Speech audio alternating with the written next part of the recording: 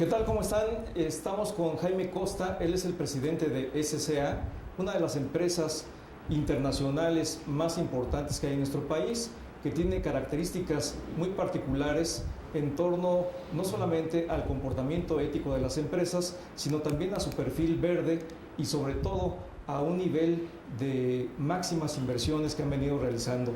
Jaime, ¿cómo estás? Muy buenas tardes. Gracias por aceptarnos a nosotros aquí en El Economista. Buenas tardes y bienvenidos. Esta es su casa. Bienvenido, Luis Miguel. Jaime, pues en primer lugar me gustaría mucho conocer cuál es la situación que están viviendo en SCA como una empresa internacional con inversiones crecientes, recientes en nuestro país. Mira, la verdad que estamos muy contentos. Nosotros hicimos la adquisición de Copamex en el 2005.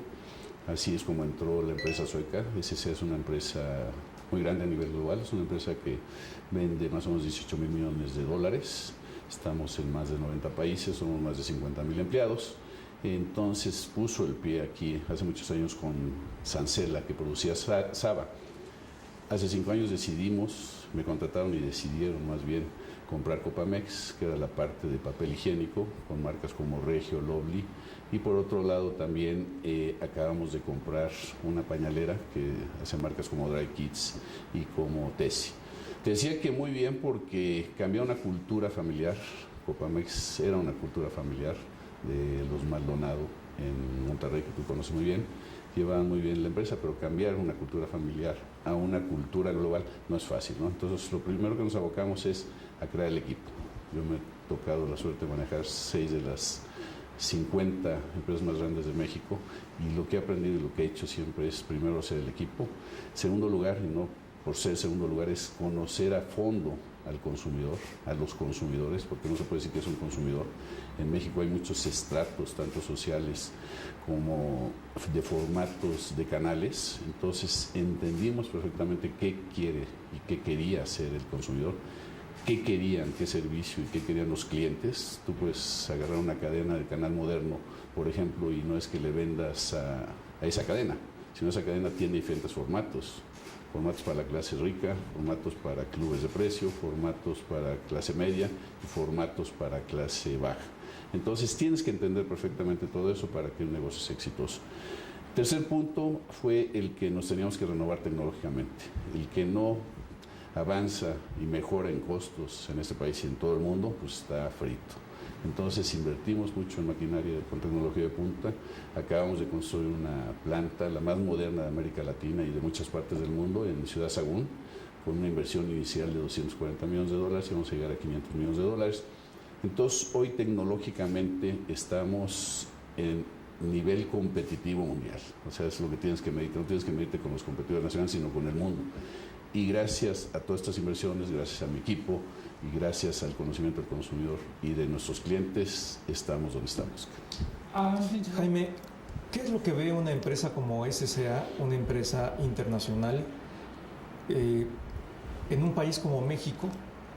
Obviamente el nivel de inversiones que están realizando refleja confianza, credibilidad, pero ¿qué es lo que está viendo SCA en una perspectiva de largo plazo en México, tomando en consideración un contexto de coyuntura política, de inseguridad?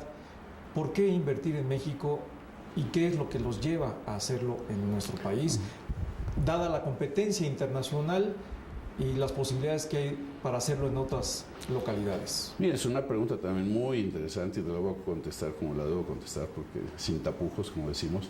¿Qué se ve de México cuando lo ves por primera vez, ¿no? Pues está junto a Estados Unidos, es un país en crecimiento, en desarrollo, crece más rápido que los países ya maduros, tienen población joven,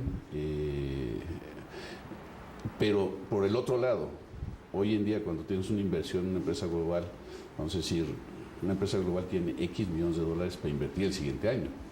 Entonces nosotros estamos compitiendo, no estamos pensando qué ven en México, sino estamos compitiendo y tenemos que dar las mejores razones que los que están dando los de Brasil, mis compañeros en Brasil, o mis compañeros en China, o mis compañeros en Australia. O sea, nosotros estamos compitiendo por el dinero de las inversiones. Entonces tenemos que llevarles facts de por qué invertir en México. En México, ¿por qué están invirtiendo? ¿Por qué invirtieron ahora en Sagún? porque confían en el equipo. La verdad que hay muy buenos elementos, tanto a nivel corporativo como a nivel ejecutivo, como a nivel sindical.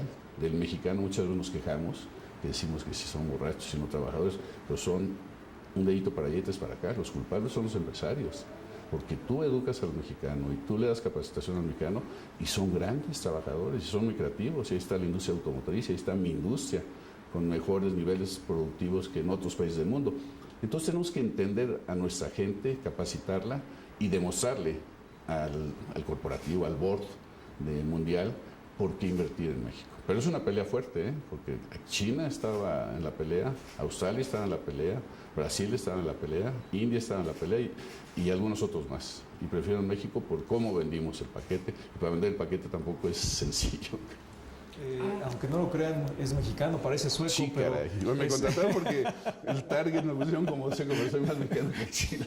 Es un empresario mexicano y además como empresario mexicano tuviste que dar un perfil de una empresa que tiene un corte de ética muy marcado y un corte también de responsabilidad con el medio ambiente, una empresa de tipo verde, como hoy se les denomina. Cuéntanos acerca de esos dos conceptos. Mira, es muy importante también que lo toques y ya tenemos que estarlo platicando, ¿no? ¿Quién es honesto y quién no es honesto? O sea, yo es lo que te puedo decir, yo soy honesto. Yo una vez tuve, no voy a decir el nombre con quién, pero tuve un pleito porque me decía que honestos no hay. Digo, pues esto es como el embarazo, esto es como la calidad. Aquí no puedes ser más o menos honesto, aquí tienes que ser honesto. Y entonces están en el gobierno, pues hay habido y todos conocemos una deshonestidad que tenemos que cambiar, porque si no, no vamos a ser competitivos y no vamos a invertir en México.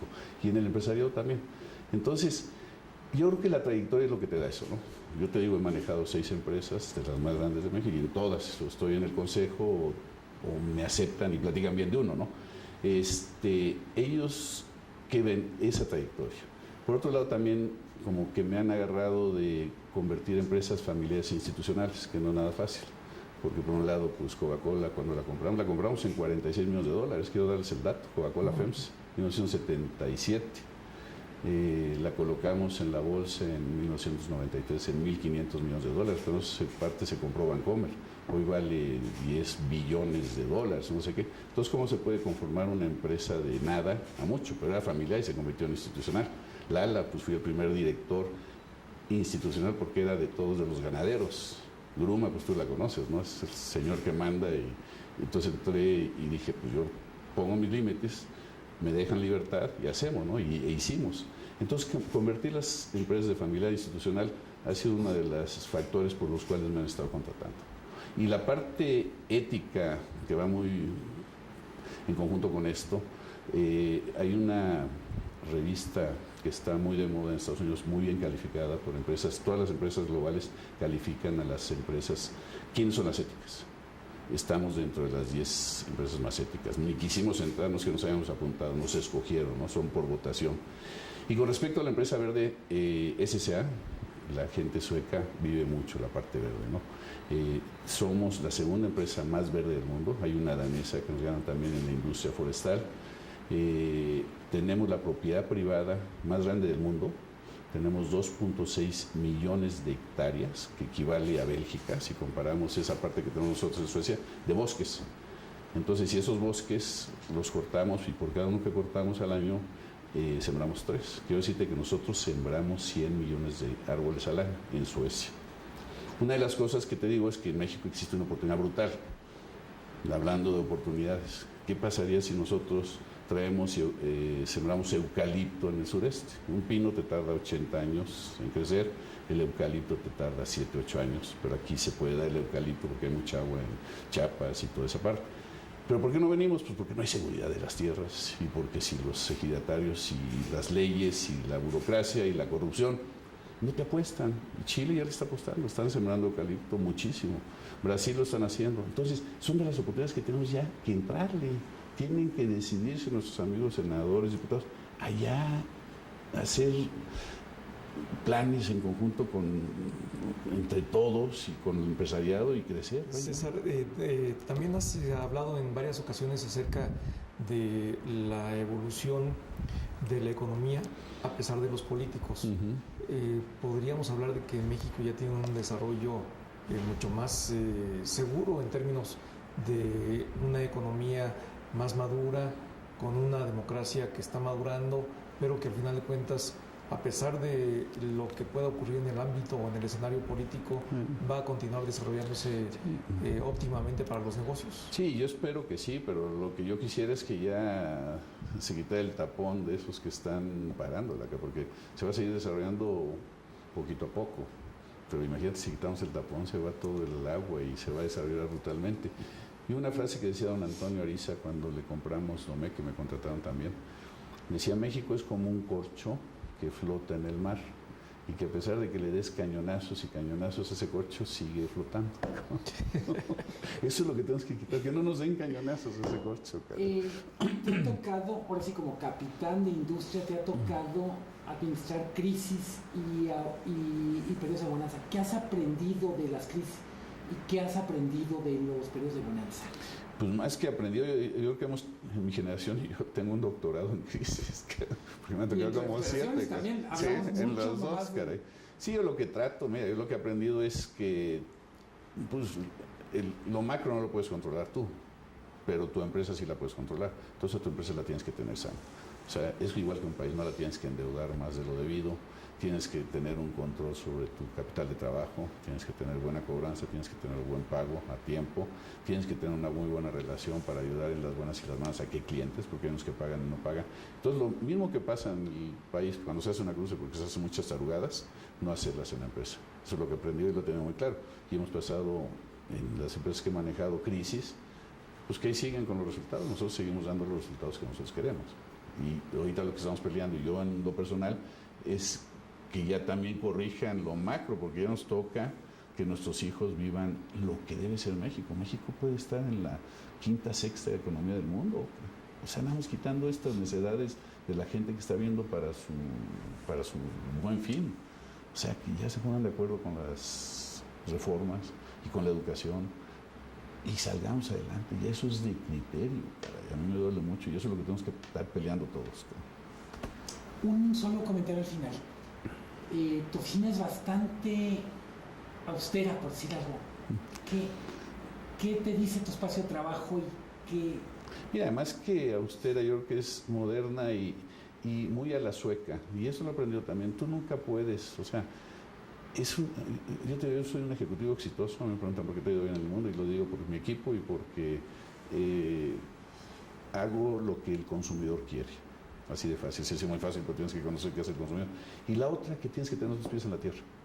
O sea, un ejecutivo echado para adelante, que no tiene valores, que entra por mi oficina y no saluda a la gente, desde el barrendero hasta el otro, eso no puede ser. O sea, para mí, todos somos iguales, desde la gente que menos grande en mi compañía hasta el señor presidente. Y es una forma de ser, yo creo que es una forma de cómo me educaron en la casa y así trato de educar a mi gente. Pero yo veo una gente en la planta, te voy a poner un ejemplo. Una vez una planta de refrescos, siempre que llego, me doy una vuelta, siempre tienes que darte una vuelta a todos los rincones y te metes al baño de los empleados. Y el baño de los empleados estaba hecho un asco, parecía de esos del Estadio Azteca. Entonces le dije al gerente, ¿sabes qué? Te cierras tu baño y vas a venir acá. ¿Y vieras cómo se corrigió? Digo, pero ese tipo de cosas son las que tienen que ser. Te pongo ejemplos tontos, pero son ejemplos que si no los vives, la compañía, yo es lo que quiero de mi gente, que estén a gusto, que estén contentos, que se diviertan. Yo he dicho, cuando yo no me divierto en una compañía, el día siguiente me voy, o cuando pierdo la libertad.